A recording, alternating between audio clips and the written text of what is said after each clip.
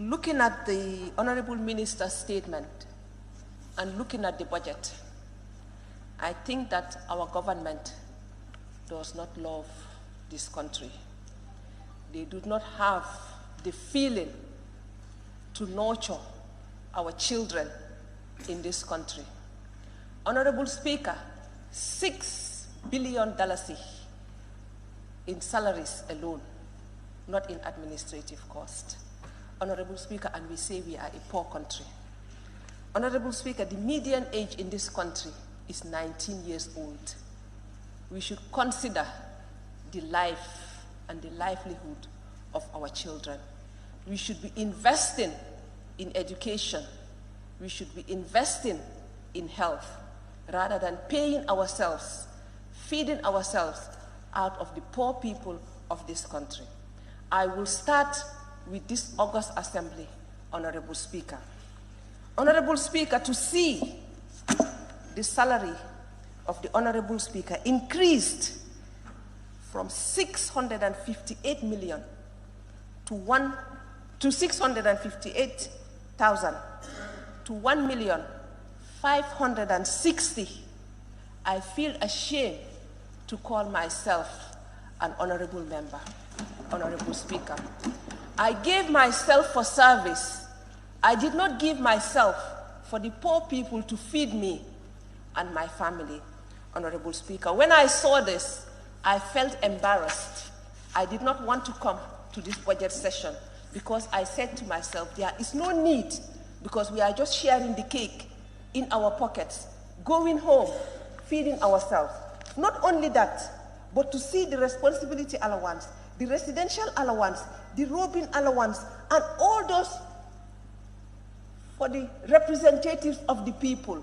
It is embarrassing for me to go back to my poor constituency and tell them that the meager resources of this country, I am paid that much at your expense. I took an oath, Honorable Speaker, to serve and to give back to my society, not to enrich myself. And even if I go to the Constitution, Honorable Speaker, it says that we shouldn't deliberately enrich ourselves. And increasing our salaries is deliberately enriching ourselves. And that is an embarrassment. I think as a National Assembly, we should not accept any salary increment. It was in this August Assembly that we sat and discussed the salaries of the ministers and denied them, even though they went behind our backs and increased it. That is their problem. We offered ourselves for service, Honorable Speaker. We were not appointed. We were elected, and we offered ourselves, Honorable Speaker. And I think we should think of our people when we do the budget. I'm not allowing you to observe me. I don't have that time. When you are on your own feet, observe yourself, please. Thank you. Honorable Speaker, when we go to the office of the President, Honorable Speaker, I have seen new units, ICT units, being established at the office of the President. The office of the President has, I think, whatever they call it, the person that does her public speech or whatever, that lady. Why would he need another ICT? Why would the Honorable, His Excellency want 6 advisors?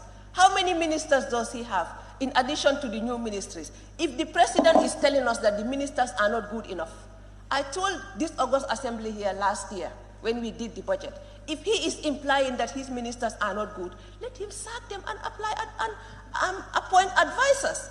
The ministers, according to our constitution, should be competent enough to advise him on any policy under their ministries. And if they are not good enough, and if that is what he's implying, that they are not good enough, let him sack them and appoint advisors in their place. But as a poor country, we cannot be paying ministers and be paying advisors and be paying deputy advisors. Come on, we are a poor country. Instead of thinking of ourselves, 6 billion in emoluments alone. Come on.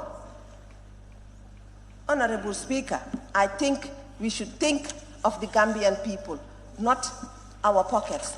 We say that when you are a politician, your skin starts shining. And I'm starting to believe it. Once you are appointed a minister, before 2 months, you marry a second wife. You start buying homes abroad. Come on, at the expense of who? At the expense of the poor Gambian? No way. Mr. Speaker, I am ashamed to call myself a National Assembly member. To be honest, I did not want to contest again. The only reason I contested was to show them that I can come back to this August Assembly. And I did against all odds, Mr. Speaker.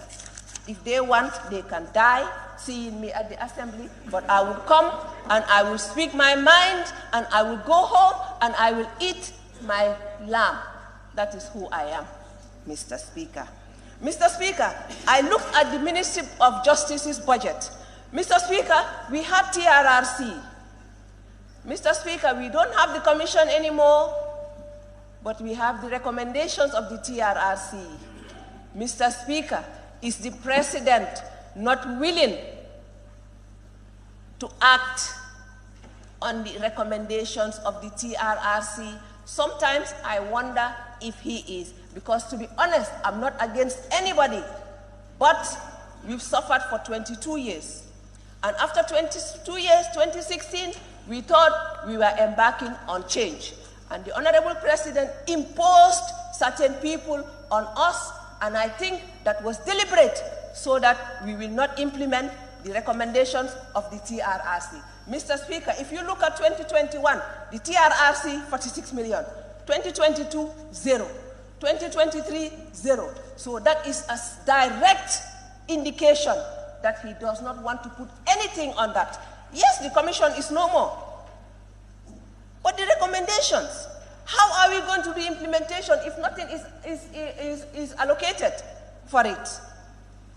Mr. Minister, take note of that, please. We did not suffer for 22 years in vain. I personally lost my dad under a dictatorship of the previous regime. I'm not saying do whatever, but I'm saying let us work on the recommendations. Let us act on them, put money on it so that we will at least have hope that there will be recommendation. Mr. Speaker, and I've also seen that payment of school bus services to GTSE in 2021, 909 million. 2022, 10 million. 2023, 0. So the little support that they were giving to our children to use the school buses, they have taken. What have they done with it? Is that what they are using to add to their salaries? I am asking. Let us give to our children. Our children need support. We have seen 70+ children die. What have they done?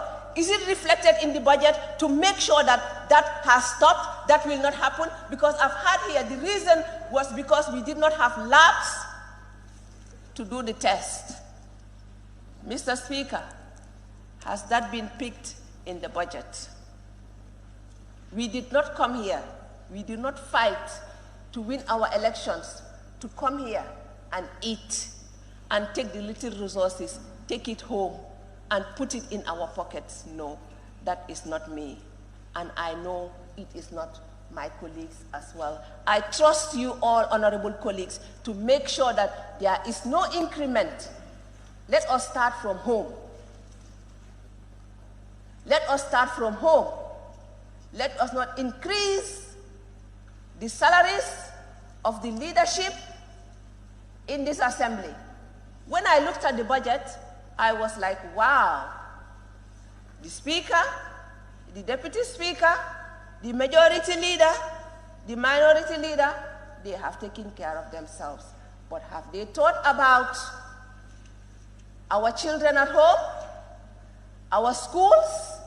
No way.